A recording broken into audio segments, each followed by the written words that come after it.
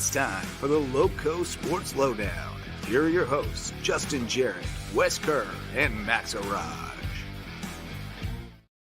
Hey, Loco Sports fans. Welcome back to the Loco Sports Lowdown. Welcoming myself back. I took the night off last night.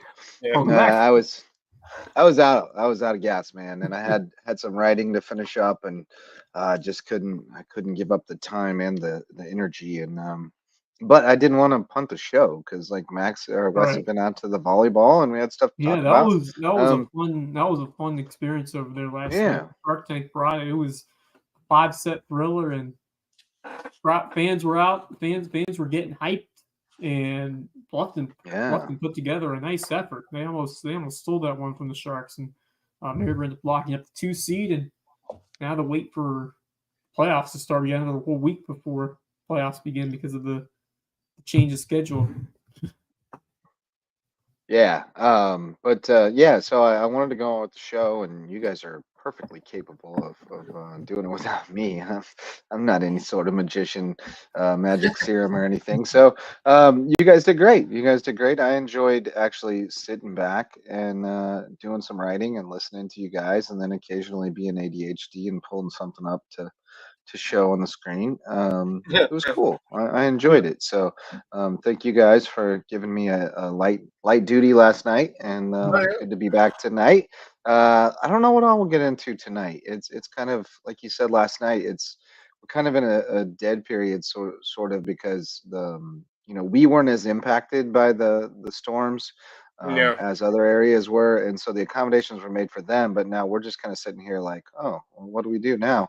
We've got an extra week till the playoffs start, all this stuff. But on that note, I've heard of at least one team that's looking for a game and has solicited a potential Loco and Loco matchup. No agreements have been made yet, so I don't want to blow the secret or anything ahead of, I don't want to speak out of turn, as it were. But I know Carleton Prep's looking for a senior night game because Faith Christian has shut it down. They called it a season, which leaves Carleton Prep without another home game, and that was going to be their senior night. So now they got to try to find somebody to play them, and they have solicited a Loco team, and it probably wouldn't be one of the first teams you would guess. And a match may be made. Let's just say it's a potential match. Oh man! I know what this is, man. Well, I might tell you later off the record, but we can't. It's not reportable. Yeah, we won't make it public just yet. But that's cool. That's great. I don't want to get my sources in any trouble. I love it when Loco teams can work out a way to have a game put together, like JP2 and Thomas Hayward last Friday.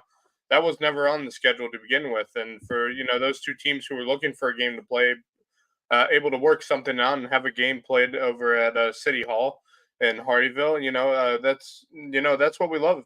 These teams, while they love competing against each other, they also work things out and find ways to make those games happen. So I'm intrigued to hear if it becomes official, who Carleton Prep may end up playing for senior night, because they definitely need a senior night. So, they got to find a team somehow, some way, because you don't want to, not have senior night for a football game. So, that's great. That's fantastic. So I guess we'll see who it is eventually if things come to fruition and they make it happen. So I'm excited. I'm excited for that. Gives us some excitement to see who that team will be. Well, I got my own cliffhanger about it. I had to call to get it. It would not be put in writing. Fair enough.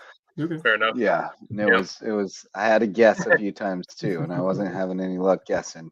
But then I was told. I mean, speaking of football, we could tonight, later on the show, give updates to our Loco Sports Power Rankings. Yeah, we're definitely gonna do that. Because there are definitely some moves that I have made, so I'm ready to, make those available. But we should do that later on in the show. Yeah, we'll definitely get to that. We can Get the kind of give a slow people day a this little week. bit of a We'll have our have our pigskin preview tomorrow to get ready. Yes, that's right. Week 9 and go from there. Yeah, I will be probably using a whiteboard tomorrow for tomorrow's show. I probably will not be able to talk tomorrow. Oh yeah, you also may or may not be on drugs, right? Like from the dental procedure. So these two know to a certain degree that I have surgery tomorrow to get 2 wisdom teeth removed. So I hope to be on the show. It's just whether or not I'll be able to speak. Pressure of getting no pressure. Oh, well, yeah, no, of course. I'll make my picks. I'll just be right. I'll make my picks. Don't you worry. But I'll be putting them on a whiteboard to show y'all. Okay. All right. Yeah. But it's gonna be like we talked about it last night. Of what the games upcoming are, and some pretty exciting games. And it's another great Friday night of football coming up. So I'm very excited for some of these games. Some very important games. Orangeburg, Wilkinson, and Battery Creek facing off. That's going to be a huge game if Battery Creek can get a win out of that one. You got, I believe, Beaufort needs a must-win game against who is it? They're playing Hilton Head, aren't they? Beaufort and Hilton Head, yes, and yes. May River Bluffton. Obviously. Yeah, that's games. Next week. Yeah. Not this week. That's next week. That's next week. Sorry. This week we got May River Beaufort is the big one. We got Bishop England Bluffton and Hilton Head Carlson. Bishop England Bluffton's an interesting one. I'm intrigued to see how that game goes. That should be good. That's at Bishop England, by the way. So Bluffton will be on the road. Yeah, Bluffton at Bishop England. Yeah. Yep, and we've seen how difficult of a place it is to play for football there. Because that's a really interesting. That's an interesting matchup to me. Bishop England, I think, defends the pass fairly well. That's a very interesting one. If Bluffton wins that one, I don't know. They still got to beat a bunch of good people. It's true. It's a good region. I don't know. I was about to make some kind of declarative statement, and then I was like, no, Bluffton can win that one, and still, we won't know what's going to happen. We also have a big matchup in the 2A for Hampton County and Whale Branch at Whale Branch. Yeah. That's going to be a big one. Low key good matchup there because again, Whale Branch, they've been kind of uninspiring, but they just keep finding a way to win. They just keep getting better.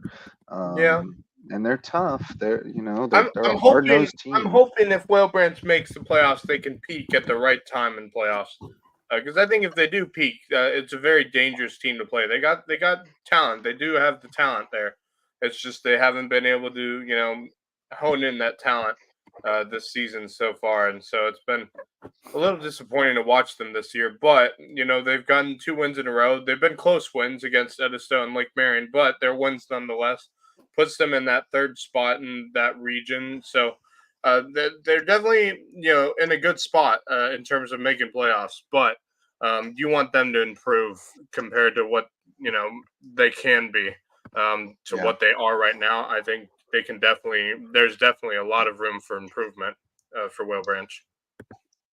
Oh, for sure. The offense has not been up to what we're accustomed to. Defense has had some. But we kind of knew offensively they didn't quite have the horses that they've had in the past. They didn't have a Irv Mulligan. They didn't have a KJ Chisholm. You knew that it was going to be a little bit more of a win with defense type of team. Although certainly that offensive line, you thought they'd be able to be pretty effective running the ball. Losing Raheem Saunders before the season, that hurt maybe more than we realized. But I think that offensive line is coming together pretty good. They played a pretty challenging early schedule as well. With Bluffton, Woodland, Phillips Simmons, they played some pretty good, some pretty heavy hitters. But I think they're rounding into form. They're finding ways to win, and that's important. Right. And if they can just steal one of these last 2, that would be huge. Get a home game in the playoffs. That would be massive for them. So we'll see. Both Hampton and Barnwell are pretty good. Hampton will be out for blood after losing one last week, but we've seen a couple of times there's a blueprint to beat Hampton. They don't play well from behind, so if you can get on top of them, they have a tendency to kind of press when they're playing from behind. They're not used to being in that situation. So if Whale Branch can get on 'em early and put some pressure on defense, they might have a shot in that one. I don't think JP2's got. I don't think they got much chance of a upset over HHCA. But here's something. Well, first of all, the show presented tonight by our all-star sponsor, Mickelson Law Firm, our OG sponsor. They jumped on board just months after we got going and wanted to support LowcoSports. Didn't even know Ryan at the time, but we've become good friends, and I've watched that family grow and grow up and be a part of everything, it seems, when it comes to local sports, especially here in Bluffton and Hilton Head in this area.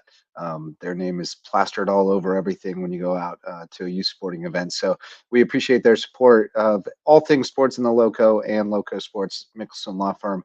For all your legal needs, they're our official real estate closing attorney and presenting sponsor of our Hilton Head Christian Academy coverage. And that's what I was going to talk about was, so I got a little moonlighting gig. I told you last night I was writing last night. Finishing up some stuff for the Island News and then for the Bluffton Sun. Bluffton Sun asked me this week to write about Ian Kelly and his story. And of course, we've talked about Ian a good bit, and that he's one of the most promising kickers in the Low Country and highly ranked in the country. And looks like he's probably going to get an opportunity to kick at the next level somewhere. It's a weird landscape for kickers right now with this transfer portal thing. It's even weirder for kickers, I think, than anybody else. But Ian's story, I didn't know as much about Ian's story and his background. I knew that his brother Brendan was a high-level soccer player, and played at Bluffton, and then went on to Limestone and is in the Bluffton Hall of Fame. And I got to know his brother. Shane. I got to know Shane a little bit. Cool guy. Went into acting after his high school soccer career, but they lost their dad two years ago. November 1st will be 2 years, and that will also be senior night at HHCA. He had a rare brain tumor, fast moving brain tumor. Fought it for a little over a year, and then passed away November of 22. And obviously it was tough for Ian. He was a freshman when he got sick, sophomore when he died. And he said he was coming back from a bad injury. He had torn his hamstring, had just gotten back from a torn hamstring playing soccer, and fourth practice back tore his quad. And was just devastated, and started questioning whether soccer was his future. And his dad had always kind of encouraged him to try kicking a football. And Ron Peduzzi saw him kicking goal kicks one day and said, "I want to try kicking a football."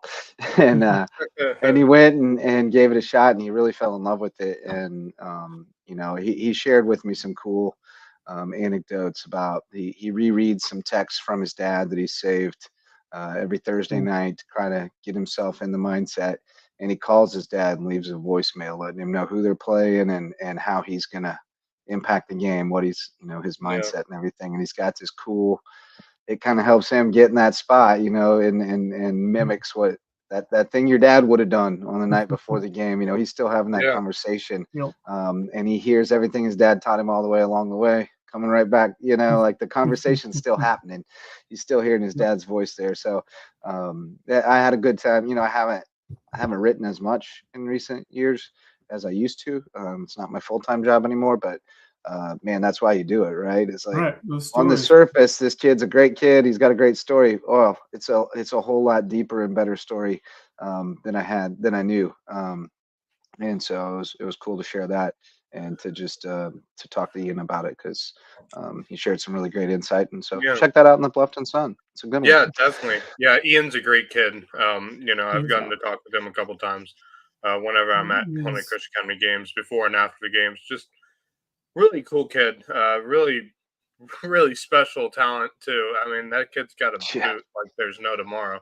I've seen him kick from pretty far out, and I'm waiting for him to do it in the game. I'm wanting to see a Christian Academy big, massive, field goal to go into halftime, or to win the game winner. I'm waiting for that one. I'm waiting for it out of him, because I know he can do it. So Yeah, that's gonna be great. I can't wait to read that story on the Bluffton Sun because I've been waiting to hear his story because I've never really asked him about it. I've never really you know bothered him with it. I had knowledge of his father's passing, which was it's really difficult, man, to lose someone like that. I've been through my fair share of losses this year. Yeah. I've lost a grandmother and a really good friend of mine this year. So losing someone you love is never an easy thing. But for him to continue, you know, playing and trying out for football, something his dad always pushed for him to do. Yeah, it is a cool shirt. Pushing for, his dad pushing him to say, "Hey, let's try some football." Um, that's it's really special. And for him to try it and now being one of the top recruits um, in all of high school football when it comes to being a kicker, it's pretty special. And it's great to see the journey he's been on the last few years. Yeah. Here's a quote from Ron Peduzzi. You'll like this. I'm frustrated, disappointed. He deserves a Division I scholarship. I know it's gotten tougher as things have changed constantly in the NCAA one football recruiting scholarship realm, but he will be somewhere next year. If not, there's a lot of stupid college football coaches. Yeah, there is. And then he said, remember, he's only been kicking a football for 2 years, which is pretty incredible. Yeah, but he's a high-level recruit, too. For him to not have a D1 scholarship right now offered to him and that's just how the transfer portal is working these days and how college football is. And it's unfortunate because I really do believe Ian could play at a high D1 school. I believe he has the talent to do that. He's good at what he does. So I cannot wait to see, what his future entails because it's going to be something special to pay attention to. Yeah, I think so. He's very driven, and he seems to have really found a passion in kicking the football. Yeah, he really it shows when he's on the field too. It really shows when he kicks a football. It shows the passion that he has. Hey, he's into the science of it too. He was talking to me, getting a little inside baseball about like the transition and launching. He had to. Yeah, well, because a couple of the things he mentioned were the placement of the plant foot is different. And then also that the follow through is different. So he had to make some adjustments on where he puts the plant foot down and the follow through. Yeah, he seems to be getting the hang of it. He had a 44-yarder last year and he hit a 47-yarder this year. And I think he's it's 13 out of 19 in his career, but that's because they've let him try some long ones. Yeah. Right. Susie said he'll let him try it from 57 to 60. Yeah, if it's like at the end of the half and you got it. What shocking quick can do it. It doesn't even have to be the end of the half. Do it pre-game. So I've seen. I don't know if you guys have seen this or if you know this rule, but in high school football, if you line up and attempt a field goal and the ball doesn't reach the end zone, you can down it like a punt. So yes, so you can try a 60-yard field goal. You put the ball down on the 50, your field goal kicker kicks it. If it goes into the end zone and you down it, it's touchback, obviously. If it doesn't make the end zone, you can down it like inside, like on the 1 yard line, wherever it stops. Oh, that's crazy. Now you can have a player back, and the other team can have a player back to return it, like in other levels. The Canes have done it. The Canes have done it because Ephraim can kick it way farther than we can punt it. Yeah. So Ephraim just hauls off and kicks it, and we go down it. Right. That's crazy. I never knew that. I did not know that was a high school football rule. Ian Kelly's, joined a list of a lot of really good kickers that have come out of Hilton Christian Academy over the years. I remember Tyler Chisholm back in the day for Hilton Christian Academy. When he was kicking field goals. I remember watching him kick 150 plus. And it was one of the most amazing things I'd ever seen. And I was a kid at that time. I was in elementary school at a football game watching. Are you sure it went 50 or you were just a kid and it was 30 and you thought it was 50? Oh, he was when you're a kid, it seems like No, he was standing in the Eagles logo kicking a field goal, dude. Wow. at halftime. To go into half or to win a game. He was one of the greatest kickers I'd ever seen until I saw Ian. And when I saw him kick a field goal for the first time I ever saw Ian kick a field goal, I was like, wow, this kid's good. This kid's really good, and he's only going to get better, And he wasn't, he had just gotten into the game at that time. When I saw him kick a football, I was like, wow, this kid's going to be really good in a couple of years. And sure enough, here he is, a high-level recruit that I'm sure a D1 team is going to look at him and say, yeah, we could use him. And I believe he will be at a D1 school come the time he takes on to the next level. Well, and they had Tucker T-Paw last year. We did. Yeah, T-Paw. He was the star punter, he's but at he Miami also now, Yeah, and at one time he had a travel jersey. I don't know if that's still. I don't know. I know at one time he did this season. I know Matt Smith had told me that. I was going to look up something else. We talked about Kayvon Chisholm. You know who we missed in our little college football oh no honor roll? We forgot to mention. We talked a couple nights ago about Kayvon, and you guys talked about Chaplin last night, and we talked about somebody else that got one. We missed Toddy. Toddy Mansell. Yeah, no, we got Kirkland. We missed Toddy Mansell, his second conference freshman of the week. A big honor for Tyshawn. That's huge. He's been doing it up. I He knew he was. People missed on him. He was Thomas Hayward over Hilton Head Christian Academy, and he was an elite talent high school level over here. He was underrated for sure. I mean, he possessed some key moves. Yeah, he was. The athletic ability is just unparalleled. He's crazy fit too. I saw you posted the press conference from South Carolina State's head coach. That's what. And that's what I was looking for. I was waiting for someone to say something about Kayvon, and sure enough, we found something that after that great game he had this past Saturday. I'm looking for it right now. They're well underway. If they keep winning games, they may be at the what's it called? That bowl game that they do for the Celebration Bowl. Celebration Bowl for the HBCUs. They may be there again this year.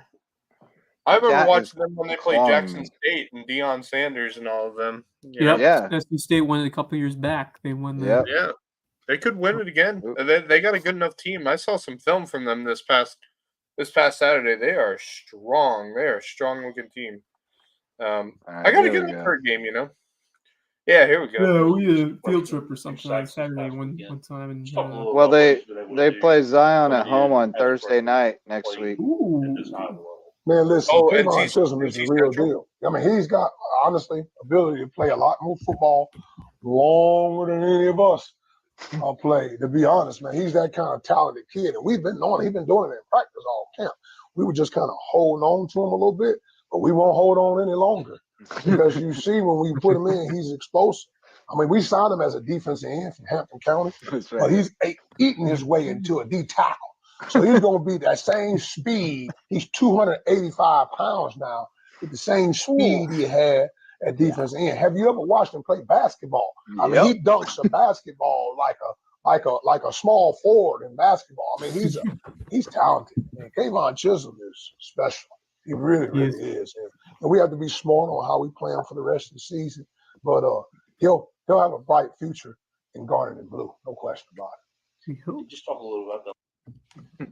Do we think, do y'all think Kayvon Chisholm has a chance to play at the next level, potentially the NFL?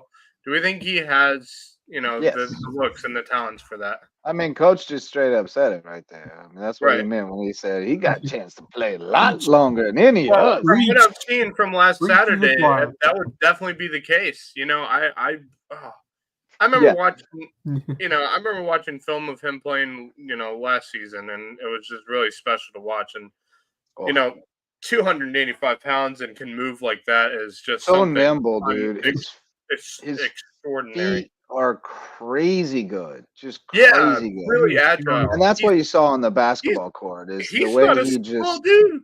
He's not a small dude. We're talking a 285-pound dude that's as agile. I'm telling you. when I'm telling you the first time I laid eyes on him, I mean the first time I laid eyes on him. I went over there when they opened the season against Ridgeland, against Estill. I was bouncing around that night, and I popped over there to Estill, and I was like, whoa, this guy. And then followed him throughout the year. Obviously, we covered the heck out of that team that season. They became the great story of the year, and we had a great time covering them. Got to know Kayvon really well and all those guys. But yeah, from the first time, I was like, whoa, this guy's like crazy body, just crazy. And then I saw him play basketball. I was like, oh my goodness. Because he was just so smooth and the footwork was so incredible. And so, it's no surprise, but it was a little surprising to me that he wound up at SC State. I thought he might go someplace bigger. And he may still, the opportunity will be there, but I don't know anymore. I think there's a really good situation happening at SC State right now. There is. I think Coach Barry is. I mean, you saw that clip. That man's a leader. that man's legit. Yep. I like him. I think they're building something pretty special at South Carolina State right now, and I think Kayvon went there for a reason, and I think he wants to be a part of it. And so I think he may see it through. I mean, you can get to the league from there. It ain't hard to get to the league from the MEAC anymore. No, it's not. I mean, we've seen teams, from players from the MEAC become extremely successful at the NFL level. So, I wouldn't be shocked. But you're at a school. Yeah, well, maybe kind of, sort of in the middle of nowhere. It's a great school, great stadium, by the way. I've been to Orange. It is a good stadium. That stadium in Orangeburg, and I really do like it. I mean, don't they host the South Carolina High School League state titles? They do this year. Yeah. Not every year, but yes, they accommodated it. Obviously, they move it back a week.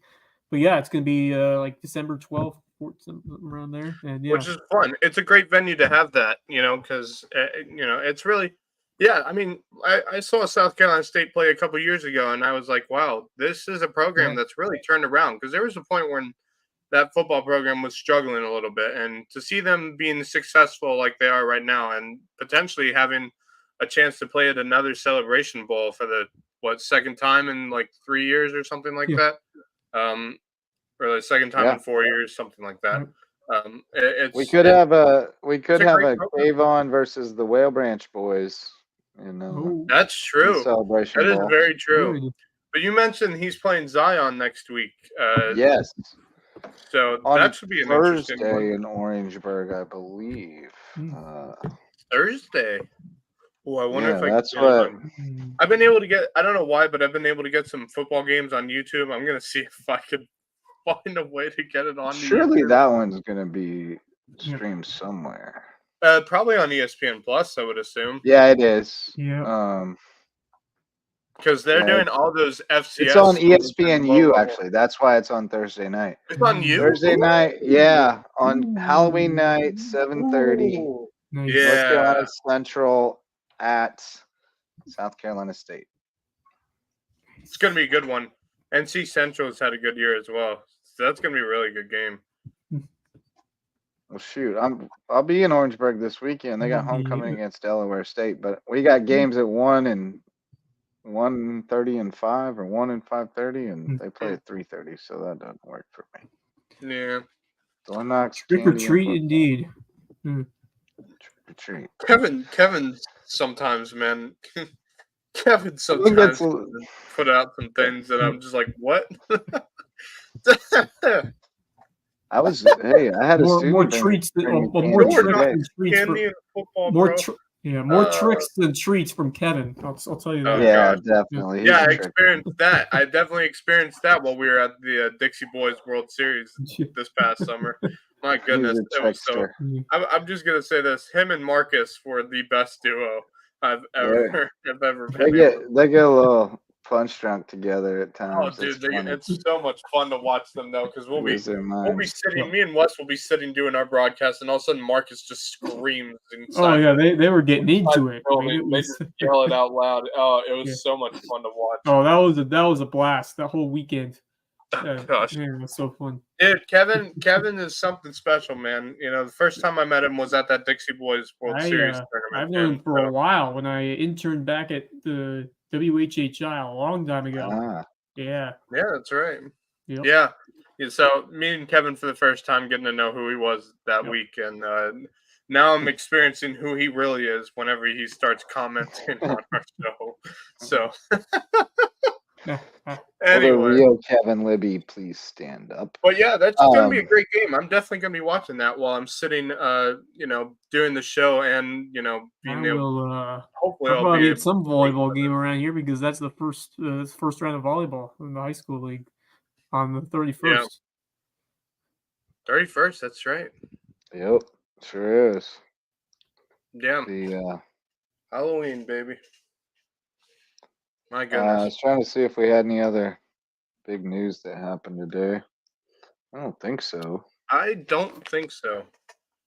I have not seen anything come through today. Let's see. See if I can find anything. That's all stuff that I tweeted about yesterday. Here's something kind of interesting and off the board a little bit. In the course of my trying to recruit wrestlers, especially in the Ville, I've had a lot of inquiries about boxing. They're like, I don't know about wrestling. I do boxing. Well, we got a chance. I got a friend who's put me onto this. There is a free boxing clinic in Beaufort on Sunday, November 10th from 4 to 7. The theme is gloves up, guns down. Put the guns down, put your dukes up, settle your differences a little different way. Being put together by Project Freedom 326 and Beaufort County community members. It's a collaborative effort to try to minimize gun violence in our neighborhoods. So they're gonna, put you through some basic boxing training and techniques, including shadow boxing, breathing, and stamina work. So pretty cool opportunity. Of course, if I wasn't old and brittle, I would give it a shot. I always fancied myself the home of the great Smoking Joe Frazier. Smoking Joe. Yeah. We got a little history around here. There used to be a bunch of people who would come train on the island for their fights, including like Holyfield come down here and train. Lennox Lewis, I think, made it a training spot for a while. I know that Sugar Ray Leonard back in the 80s would come train down here. So yeah, when I first got here, there was a guy named Musen Corbray. He's still training fighters and fighting out of Savannah now, but he was out of Hilton Head when I first got here. And he was an up-and-coming fighter, ended up going the MMA route when it was first kind of really starting to take off and was on the Ultimate Fighter or one of those type shows. I got to cover a lot of that stuff then. But we've got fights coming up too. November the 2nd at the Foundry. They're going to have another fight night, Beaufort Brawl. And they got some good ones on deck. Trig Tennant that we talked to last go around on the grind, guy from Kansas, Marine, won his debut at the last Beaufort Brawl. He's fighting again. A couple of high school guys we covered recently, Elmer Linares from Battery Creek, who I talked with. We're going to get him on the show next week. Also going to get Ian Kelly on next week. He said he'd love to come on and talk to us more about his story. And then Antonio McKnight, who wrestled at Beaufort, is also making his amateur MMA debut. And I think we may see Houston Rudisill on that front soon. Because I heard he's pursuing more MMA. Let's get the local grind started up again soon. Practice starts November 4th, I believe. So we'll be rocking and rolling real soon. Like next weekish, it'll be like season preview time. So next couple of weeks. So we'll let things settle down a little bit. But I think we got to get it rolling. We got to get it rolling before with the fall season extended. We can't wait till the season's over. We'll be getting deep into it. So we're going to have to be doubling it up, but that's kind of why the format is how it is now, right? It's more of a rolling format with just the lowdown. As we get deeper into the season, we may do some dedicated hoops report shows and stuff, but it'll be a lot of, in the fall, it delineates itself. Right. because it's like the basketball is mostly on Tuesdays and Fridays, and the wrestling's mostly on Wednesdays and weekends. So. Yep. Your heart's ready. Your heart's ready for the grind. Your heart will be in the building in the Ville next week, baby. Yes. Ooh, what happened to your mic, Max? It's all janky. Something wrong with it? So hearing some feedback. Crackly. It's being all crackly. I don't know. All right, what are you getting to? Very crackly. Is it sounding the same right now? Sounds terrible. Oh, what now? Hmm? They're going to do a do-over? Ridgeland and Allendale? Really? I'll be darned. Tell us more, Teen XXXX. I did not know of that. That's crazy. Max disappeared and Max is back. Oh, how's your sound now? I don't know. Is it still much sound better? No, it's much better. better. Okay. Yes. Whatever was happening. I've been having some issues with it. I think my next step is to buy an actual podcast mic. Let me help you out with that. Yeah. We'll take care of that for you. But yeah, I didn't know that. I didn't know they were replaying it. Are they going to resume it from the last point, or are they going to because it was 12-0 in the second quarter? I would hope they resume it from that point. I don't understand. Well, I mean, why they would replay it is because it sucks. If it's for like Allen, right. Why they would replay it is because it sucks that those kids keep getting cheated because people in the stands, in many cases adults, cannot control themselves. I know. And this was a situation where I think there was a team around here that they played with an empty stadium because of the. Well, I'll tell you more about what they're going to do, but yeah, Teen XXXX, whose username makes his balls comment look like Wayne Brady. Teen XXXX says they did not finish their game before the score is 12-0. They'll replay and let Ridgeland have the lead again in second quarter, 5:39. Wow. Okay, so resume. And it'll be at Allendale too, I guess. Yep. Well, I'm not a fan of that. Here's what they have. Here's what Bamberg has decided for this week, because they have Allendale at their place this week. They're limiting the spectators to 2 parents per player, and that stinks for your aunties and uncles and grandmas and grandpas and all that stuff. But at the end of the day, the kids get to play the game, and that's the most there's not going to be any nonsense. Right. I don't know what we're going to do in 2 weeks because Allendale comes to us and it's our homecoming. And this was their homecoming. And the people who did what they did, they didn't even care about their homecoming. So they sure don't care about ours. But you can't really limit it to 2 parents per player for homecoming. When you got a whole court of people out there, the whole point is homecoming. Yep. So, I'm sure security will be on guard. And if there's anybody shows up, looks like they ain't there to watch football, they're probably gonna have to go somewhere else. But it's got to stop, man. Like Savannah, they had to do something where they limited it. Anybody 16 or younger had to have an adult with them. It's just too much, and it's got to stop. We gotta, if you want to do this nonsense, go do it somewhere else. Don't do it where the kids are playing, man. It's ridiculous. Yep. Agreed.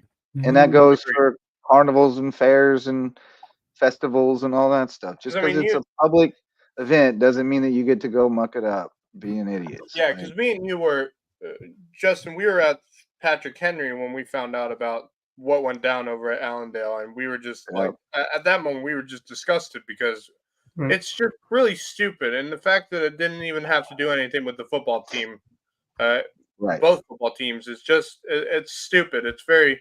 It's disgusting act. I was really angry when I heard about that. I was furious because I'm just like, these boys are here to play a football game that they love, and for you guys in the stands to ruin it with something like that is just it's ridiculous. It's very stupid, very disgusting. And when they come over to Hardeeville, I really hope something like that does not happen because it's homecoming night in Hardeeville. You don't want something like that to happen in Hardeeville. So, we got a couple officers that I probably wish somebody would But I mean, this is Hardyville's first homecoming football game in Many years. years, 12 years. So, you don't want it to be ruined by something stupid that happened in the stands. So, yeah, I'm sure there are going to be a lot of precautions when it comes to that game between Hardyville and Allendale. But yeah, the thing, if it, for that Ridgeland game to be, playing from where it stopped, while I think it's a good idea, because it, could determine some placings and stuff like that. I honestly would have just said that's a ball game. Ridgeland, you win the game. I think if the margin were larger or if it were later in the game, they probably would have. And maybe if they didn't get the extra week added to the season, they wouldn't do this either. But I think because it was still, 12-0, still a competitive game. You still got half the second quarter and the entire second half left. So the game's still very much in doubt. I mean, I don't think Allendale was going to win the game, but they theoretically could have. It was in doubt. And then you get the extra week added on the season. That it kind of removes any excuse not to. They're also like a half hour apart. Like they're not that far apart. So I think it makes sense. I think it's good for those kids. They already had one other game that had to end early. I hate to see the kids penalized through no fault of their own. So I'm glad that they're going to get a chance to finish that game. And I hope they're able to play their last couple of games without incident because, that they deserve that. By all accounts, and I've talked to people who are it's a privilege. It's a privilege game and the Ridgeland game. By all accounts, kids and coaches handled themselves perfectly in each instance. So. Yeah, I mean, it's a privilege to play this game, but these kids have earned it, and it always hurts when it's some other issue that takes it away from them. So I just hope everything goes smoothly. It's sad to see something like this happen because you're hoping that these kids get every chance as possible to take the field and to take advantage of the hard work that they've shown out there in practice and during these games. So, hopefully everything goes smoothly, and we're able to finish off the rest of the season without any more unfortunate effects. But I think they could do as well as they possibly can.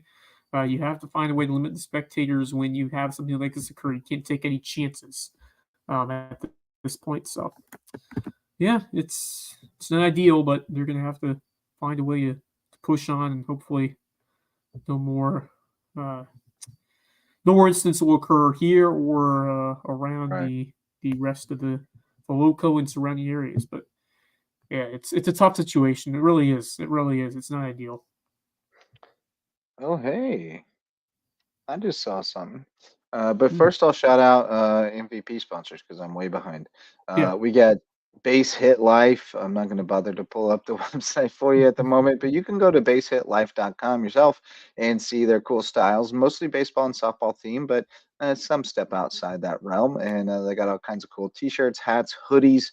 It was hoodie season. It's not anymore. It's over again. But then we what?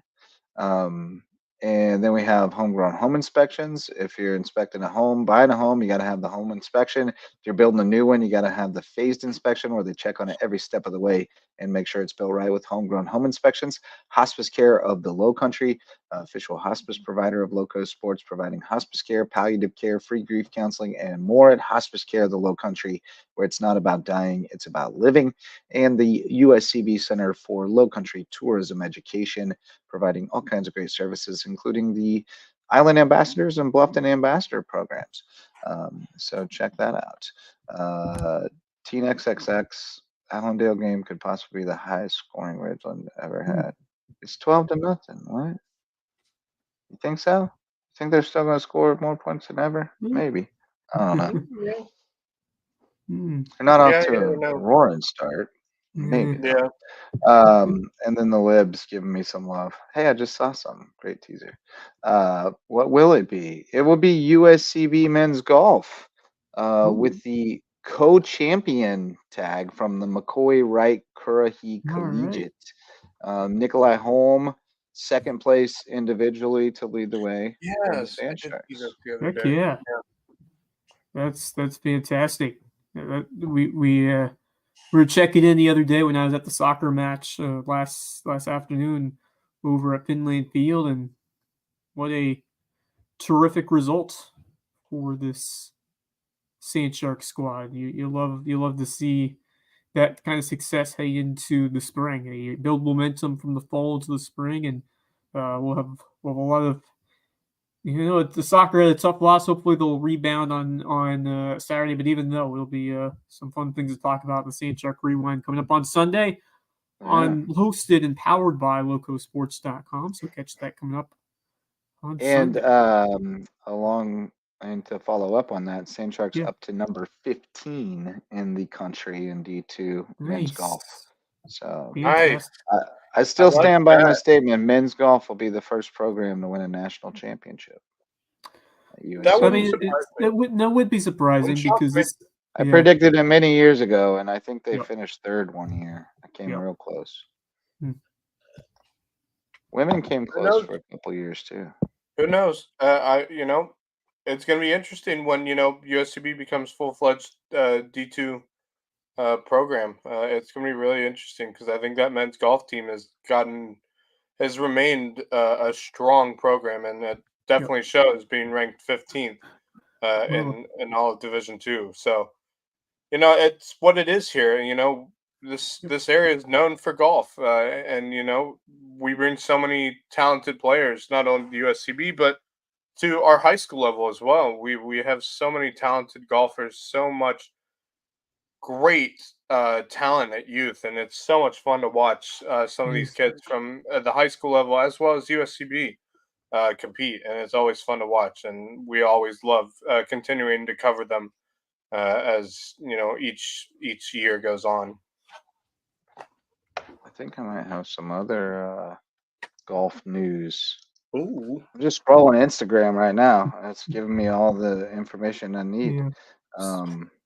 Yes, IJGA is amazing. The whole South Carolina Junior Golf Association setup is phenomenal. But I think we just won something. It looks like we just won the Watson Cup. Interesting. Because I just saw a post from Cade Kriskunas, and I saw one from Sage Bradshaw. And Cade says, keeping the cup on this side of the pond. Nice. So I remember that. I remember that. He was part of that last year, wasn't he? Or somebody from the Lowco was. Like they're going up against some guys from Europe, I believe, in that. Yeah, it's a Scottish team. I think it's every 2 years. Okay, so maybe 2 years ago. Yeah. So it looks like we beat the Scottish boys. And it was at Yemen's Hall near Charleston. So it looks like we got the dub. Nice. I can't find the actual results, like results, but we got the dub. Good job, South Carolina boys. Well done. We got some serious golfers. Well done. Oh. Yeah, I've never seen this golf course before. I'm looking at some of the pictures. Beautiful golf course that they got to play on. Absolutely beautiful golf course. Oh my goodness. Yeah, that's fantastic. You get a view of the marshlands. Yeah. What a great place to play. My goodness. Yeah, that's a beautiful golf course up near Charleston. I'm wondering, wait, where is that in Charleston? I'm trying to see here. No. Golf Pro top 5 easy jobs. I don't know. Every Golf Pro I know is burned out, bro. Oh, Yemen's Hall is in Hanahan. You gotta. You're just stacking shirt. You're just straightening up shirts all day, and just getting yelled at by rich people. I don't think I would like that. It's near. It's in the Hanahan area, not far from the Charleston Naval Base. So. Okay. Yeah, I'm not familiar with that. Cool area. Yeah, and it sits in the marshlands as well, right near not far from the Cooper River.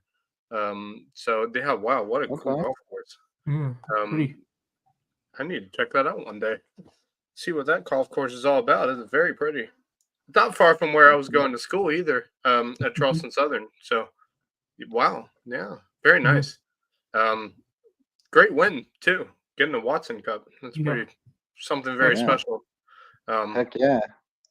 I mean, anybody who plays golf who gets an opportunity to play in any kind of event. Well, I mean, we've seen it this past year. With an international event. That's like that's the ultimate. Or like a national event here in the United States. Playing at courses like I think Valhalla was one of the courses that one of our golfers played at this year, which is a phenomenal course and it's played at the pro level.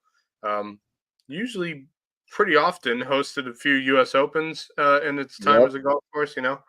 So these players that we have here are a true gift for us to watch. For sure. Because they are some of the best in the country, and it really shows, especially with the number of schools that these players are going to.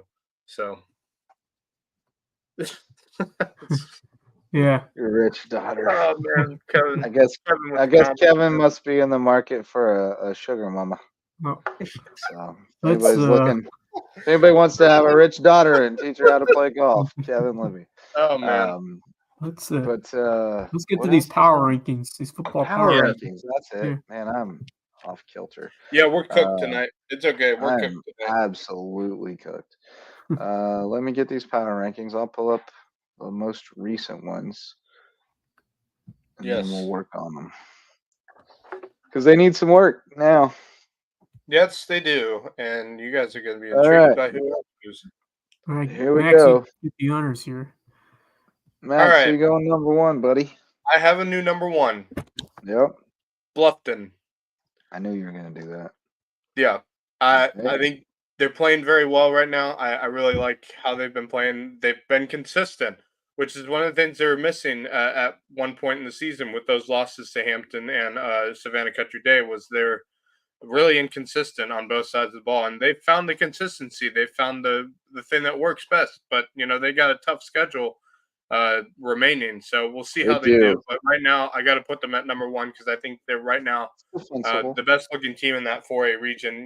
I know May River is not far behind, and I think that game between May River and Bluffton is going to be an absolute classic. But I got to put May River at one, or excuse me, Bluffton at one. I'm putting May River at two. Really? Yes, I know they lost to Hilton Head, but I still think in terms of strength, I still think they're one of the stronger teams in this region. And for that reason, I'm keeping them where they at two. 3.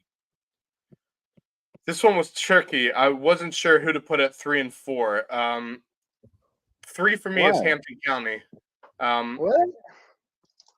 I was Hilton Head beat them head to head.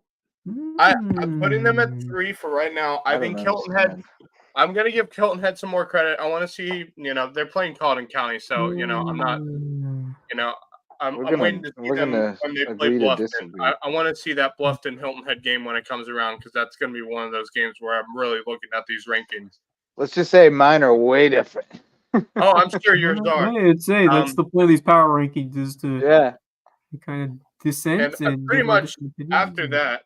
The rest of it remains the same. Buford at 5, Battery Creek at 6, Whale Branch at 7, Colleton at 8.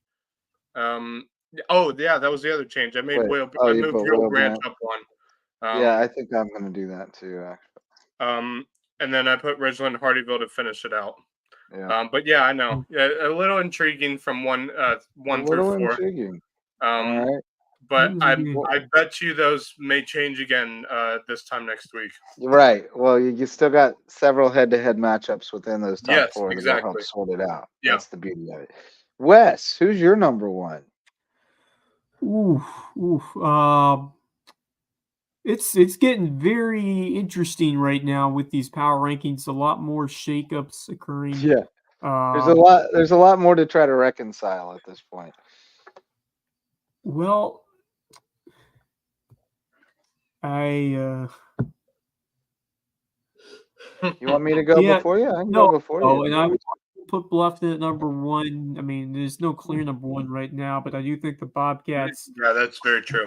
I'd take them slightly over everyone else at this point because May River just took a beating. They lost Hilton Head, which I have the Seahawks at number 2 right now. Oh, okay. Yeah, all right. Yeah, I see where this is Strong going. win over the Sharks. Strong win over the Yeah. Sharks. They've also beaten Hampton County, and so I'm high on Yeah, the Seahawks team. Yeah, definitely. I may be a little bit hard on Hilton Head. I'm that loss to Bishop England, I think, is the one thing that's kept me from putting them higher right now. But that definitely could change. Yeah, they do have head-to-head over Hampton County and May River. Yeah, so I'm exactly. Put them, I'll put Hampton at number 3, May River 4. All right. Oh, okay. All right. Reason being is I need to see more. Right now. Yeah, May River took a couple of steps down just because I need to see more from the off. I need to see a little bit more from the offense. They didn't show up in a big way last. I like Hampton County a little bit more. Actually, no, I don't. I like May River. I'm going to put May River back over Hampton County. I'm going to make a switch 3 and 4. Sorry. Yep. No, you're good. Quick amendment there. Yeah. I just thinking about it. Just thinking about it. Like I'm doing this on the spot. I'm trying to kind of sure. Yeah. Totally fine. Yeah. That's the whole point.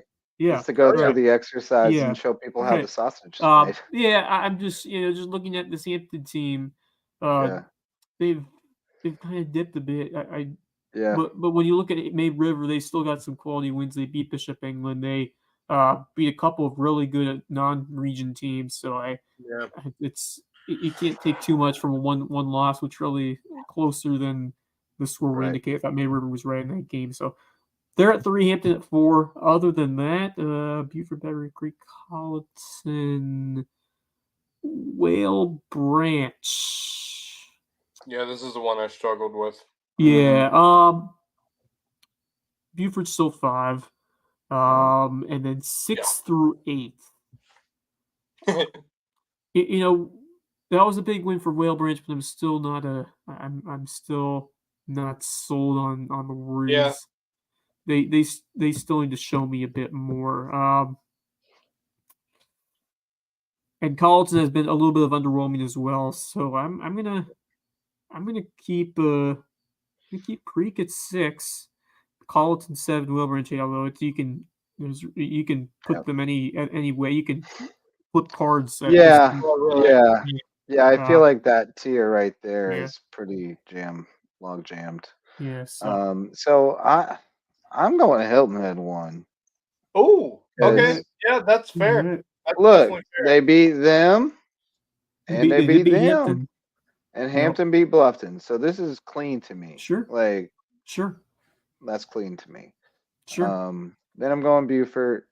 I'm still going Creek, although, if Olson's out like I think he is, then if I don't know who they would beat today, that would be tough. I am gonna flip Whale Branch over Colleton. And I'm gonna leave these two where they are. Yep, me and Gearhart had the same. I saw you post yours, and I was like, "Yep, that's fine. We got the same thing." This is May River's defense is really tough. It's really tough to defend. Their offense is really tough to defend, and Hilton Head did it. But everybody knows how to defend the triple option. Actually, successfully defending it is something different. You know what? What? I'm going to put Hilton Head over Hampton. I had to think about this. They beat them down. It's a work in progress. I'm going to put Hampton down. I think that loss, I had to think through this, and I'm just thinking that loss that Hampton County had against Barnwell kind of, I'm not worried about Hampton, but I'm also thinking they're a little farther down. More importantly, they lost to Hilton Head, and they have the same record.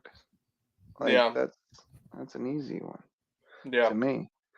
But no, I can't justify putting anybody ahead of Hilton Head right now. I mean, Bluffton, I guess, but Bluffton lost to Hampton County, and Hilton Head beat Hampton County. All right, you got the transitive proper. But is Beaufort this bad? Is Beaufort this bad? I mean, The injuries have played a big role in Buford this year. They haven't been. Buford at 5. I'm keeping Buford at 5. Yeah, I mean, I agree with that. There's nowhere else for them to I don't go. think there's.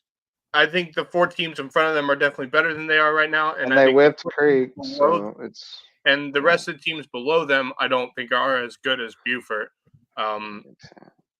because there is a gap between Buford and Battery Creek right now for me. Granted, Buford did beat Battery Creek, so yeah, I think definitely between the gap between Buford and Battery Creek is pretty big. I wouldn't put it past me to eventually, if Ridgeland can win some games, I wouldn't put it past me to put them over Colleton County at one point. I considered it a little bit. I think that would be a pretty good game. I think they'd be it would even. be. I agree. I think it would. I mean, Whale Branch beat Ridgeland fairly comfortably, so there's a soft middle in there where Colleton County could fit, but Whale Branch might beat Colleton County by the same score. I don't know. I think Ridgeland Colleton would be a pretty even matchup. I really do. All right, Max, you want to take us through the skeezers? Oh yes, because did I make any changes? Probably not. No, I didn't. Although I think the gap for me right now between Colleton Prep and Patrick Henry has widened a little. Yeah, I would agree. Also, I think this is a pretty narrow gap. That is a narrow gap, much more than it was a couple weeks ago. I think so. Walker Bryan's back. Cale Owens is growing into the role. Also, I think the gap for me right now between JP2 and Hilton Head Prep, even though JP2 that's a pretty narrow gap. Yeah, even though JP2 kicked the butt of Hilton Head Prep, right. I still think it's a narrow gap between the two. Ain't that narrow? It's 40-0, Bo. Right, but it's a one-game sample size, and I know, but it ain't that narrow if they beat them that bad. Right, sure. That was a beat. I think the reason why I have Bluffton over Hilton, I feel like Bluffton's passing attack against. I know it's not matchup based, but I'm still Hilton Head. I'm still I'm not going matchup based at all on the teams that we have. No, I'm not either. Right. I what I'm saying is that Hilton Head has certainly risen past the expectations that I have had for them. They're playing some great football by far. I just feel that the margins are narrow. I think that Bluffton at this point. I mean, both these coaches are doing a tremendous job, Gregory and Payne. I think the Bobcats have a little bit more on offense, a little bit more balanced attack than Hilton Head does. They have more. They have more. A little more dynamic. A little more dynamic. The defense, I think Hilton Head has, but I don't think by as much of a gap. Although, I don't think so either. Yeah, so it's. I think they're a little tougher against the run. So look, it's probably a little weaker. I'm a Hilton Seahawk fan. I'm trying to. I think those top 3 teams on mine are all very close together. That's why I have them sitting at where they are right now. I think the top 4 are top 4. Yeah, that's true. I mean, I truly, if we were picking it today, I'd probably take Bluffton's slight edge over Hilton Head matchup wise because I think I think the biggest mismatch in that game is Bluffton's passing offense against Hilton Head's pass defense. Yes, and agreed. I don't think it's a huge mismatch, but I think that is the biggest mismatch. I mean, if Hilton Head can figure out their passing defense before they play Bluffton, I think this game is going to be a bit more interesting. Yeah, but like, how much are you going to? I don't know how much you're going to figure out at this point, though. Like you kind of are what you are to a degree, at least as far as personnel. Like, and I just don't know if they have the dudes to. Well, the one thing I would say is dudes. The one thing I say with you got double Carnell, that doesn't leave a whole lot of people left to. The one thing I would say with that Bluffton Hilton Head game when it comes around is, Hilton Head's going to be able to take out Cordell Hawley for that game, which would be big. But then you got to worry about Cardell Warren as well as they're going to take what the defense gives them. So I think Hilton Head will have a sound defensive game plan. I guarantee you that. They've Oh prepped yeah. for this game Knowing twice now. They're knowing going to prep for Payne, it a third knowing time. knowing Payne, yeah, it's going to have a good defensive game plan. I mean, look what they Yep. did against May River. They had a great defensive game plan against May River, and it worked. If it were me, I'd dial up pressure as often as I could muster Agreed. it and 'Cause try to get. Yeah, I think when you make McCarthy move Yes. out of the pocket, he's susceptible, and Yeah. it also just allows it kind of bails out your DBs a little bit. If you can get pressure, they don't have to cover for as long. It's really hard to cover those guys for a long time. If you let him sit back there and have time, they will pick you apart. Because So I suspect they'll try to get pressure. Yeah, Hampton put pressure on Aiden McCarthy when they played each other, and it worked. Now they adjusted in the second half, and that first half against Hampton was really the last time we've seen them not play well. Yeah. They've played really well since then. So and I think for that reason, that's why I got Bluffton. I think the top four are very even. It just for me, it was clean to stack them up just because of the way the head-to-heads work. Because Hilton Head has beaten two of the other three and hasn't lost to any of them. May River and Hampton have both lost to Hilton Head, and Bluffton's lost to Hampton. It was clean for me. It might not be so clean a week from now. I also think Hampton's losses are good losses in my mind. Hilton Head and Barnwell. May River's loss is a good loss in my mind to Hilton Head. Bluffton's losses, the Hampton County one, yes. The Savannah Country Day one is still kind of a head scratcher to me. So that's kind of the outlier in the bunch. Oh, Hilton Head has James Island as well, but that's a good loss in my mind. Yeah, it's a very good loss. Bishop England, even, I don't think that's a bad loss. And the other thing about that loss to James Island, we've talked about it before. They only lost by 3 touchdowns. It could have been so much more. And it was competitive throughout. They were in it. They just couldn't get anything going on offense, and that's a concern. Their offense has stalled a couple of times. James Island and Bishop England, the offense has really just not shown up.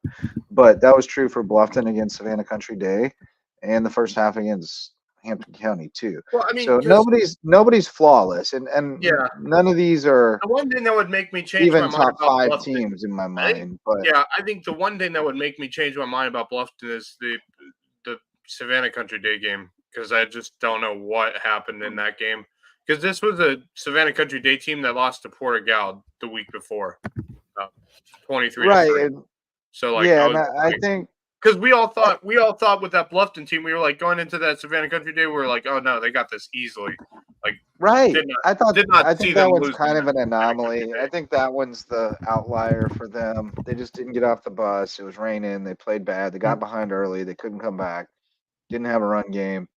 And Savannah Country Day is also 2-6 on the year. On top of that, as of right now, so. Yeah. Agreed. I definitely agree with Kevin there. Yeah, there are good losses. There definitely are. And I think May River suffered one on Friday. I think they'll be a better team for it, or on Thursday. I think they'll be a better team for it. They got some weaknesses exposed and realized that they're going to have to do some different things. But they're capable of it for sure. I mean, the bones are there. The bones are good. Well, we got late all of a sudden, boys. But let me do some more sponsors. We've got the varsity sponsors, DDS Web Design. If you need a website so you can get found online, go to ddshhi.com. If you have legal needs in Colleton, Jasper, or Hampton counties, call on Parker Law Group. They're helping us continue to expand our coverage in those counties and shine a light on more deserving teams than student athletes around the Loco. Dr. Ambrose Cole is our official chiropractor. He's at Rooted Living Wellness in Bluffton, and he'll get you feeling right, mind, body, and spirit. And we've been talking about wrestling. It's coming up, and you can take your skills on the mat to the next level this season with extra work at Reverence Wrestling Club in Bluffton, official wrestling sponsor of LowcoSports and presenting sponsor of the Loco Grind. And then the Loco Booster Club, help them out if you can. Court Lifestyle Pros, Daniel and Debbie Court with Charter One Realty. They want to bring you home to Hilton Head Island. Eagle Creations has promotional items and custom apparel. Check them out at their showroom on Argent Boulevard. Jay's Barbershop is in downtown Ridgeland. Great place if you need a haircut or if you just want to get some great conversation. If you have nasty floors, call on Barefoot Floor Care of the Low Country. They'll get your floors so clean your feet will thank you. Hudson Seafood House on the docks, great spot for seafood on Hilton Head Island, and presenting sponsor of Under the Bus. And Hurricane Sports Cafe, our favorite spot to eat and drink in Hampton. Appreciate our Loco Booster Club. Gentlemen, parting thoughts. Yeah, I have a sad one today that I saw. Unfortunately, the quarterback for NC State, Grayson McCall, suffered a serious injury in a game a couple of weeks ago, and now he has announced his retirement from the game of football. Man, just awful to see that, especially when it was a concussion during the earlier parts of the season, and he announced on Instagram today that he is calling it a career. So just unfortunate to see that, because he was he was starting to find it over there for NC State, and has been doing such a great job improving with his all-around game, and I thought the Wolfpack were on the right track this year with McCall at the helm, and now it's just devastating. I mean, football is it's an extremely high-level contact sport, and we've seen players suffer concussions, and they have impacts the rest of your life, and it's a real thing that we've seen. It's why some players in the NFL have decided to end their careers early and take the income and begin a new chapter of their life. It's tough, especially when you have the chances of suffering a severe concussion or multiple severe head injuries. So it's a tough decision, but he's had a very successful career, and hopefully he will find an opportunity to stay as a part of either coaching opportunities or maybe a job for NC State or another college program. So just wishing all the best to him going forward. Yeah, it's a hard thing to reckon with. It really is. And I watched football my whole life, and I loved it, and I never thought about it twice, and most of us didn't. And then studies started coming out, and CTE, and we started pointing to all these instances of people who had been great upstanding people doing crazy things later in life, and started to connect the dots. And then I had kids, and I was like, whoa, I don't want my son to play football. That's weird. Like, I love football, but the thought of him playing it was terrifying. I never told him he couldn't. I told him he could play flag football until middle school, and then he could play football if he wanted. He never wanted to play, and I'm kind of grateful for that. Because as a young kid, never wanted to watch cartoons or do things that most of the other kids were doing. As a young kid, wanted to watch football and run around with the ball in my hand. Throughout that time, I developed a deep love and passion for the game through God's work with pretty good genetics. Found out I can better than all the other kids if I just kept working at it. And he goes on to talk about how he's lived this dream of being a college football player. As I feel my whole world taken from me, I feel some sense of contentment. I left every single ounce of myself on the field, and I look forward to taking that passion, love for the game, to the coaching space to serve and lead the next group of kids with dreams. So I love that. And I respect to Libby said respect to you, and I agree. Respect to him for making a really grown up decision. He's a young guy. I'm sure there's a lot of people who were trying to push him the other direction. Come on, man, you got a chance to make it. You got a chance to make it. But that's a responsible decision, and I hope it pays off for him. I hope he becomes a hell of a coach, and I'm sure he'll get an opportunity.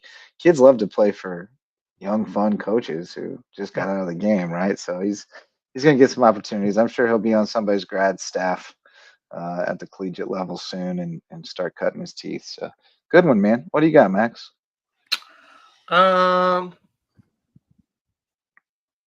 Might have to do it tomorrow. I'm trying to find a college uniform of the week for you guys. Oh yeah.